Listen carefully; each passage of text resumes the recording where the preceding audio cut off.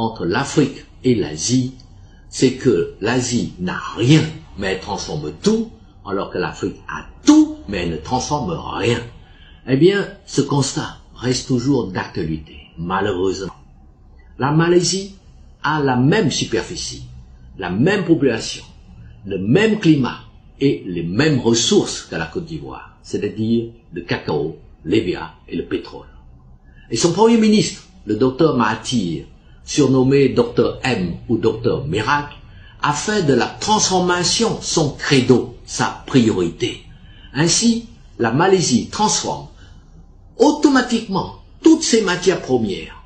Par exemple, elle transforme son EVA en pneus de voiture, en préservatifs, en gants en caoutchouc. Et comme la transformation est faite sur place, eh bien, les cours de l'EVA sont fixés, non pas à Londres, mais à Kuala Lumpur, la capitale de la Malaisie. Et la démonstration est ainsi faite. Quand vous avez des usines de transformation sur place, c'est vous qui fixez les cours de vos produits, c'est clair. Et sur cette lancée, la Malaisie a bâti, avec son pétrole, une société pétrolière dénommée Petronas, qui est considérée comme l'un des nouveaux géants de l'or noir. Et vous voyez par vous-même les images de la Malaisie, c'est un paradis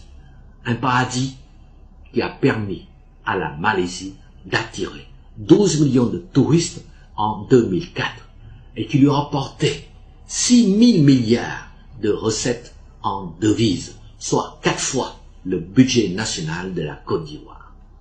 Et j'ajoute que la Malaisie a intégré la mondialisation dans sa vision économique en donnant la priorité à la création de grandes structures sur lesquelles peuvent se greffer leurs PME pour leur permettre ensemble de conquérir tous les marchés mondiaux. Comme les autres dragons, la Malaisie sait que sans les grandes structures, aucune PME ne peut conquérir à elle seule les marchés mondiaux. Et cette politique économique est un tel succès que les Malaisiens ont pleuré lorsque le docteur Mahathir a décidé de lui-même de démissionner en 2004. Voilà l'exemple d'un pays semblable à la Côte d'Ivoire, la Malaisie, qui a réussi à gagner sa bataille contre le sous-développement et contre la misère, et même à utiliser la mondialisation à son profit.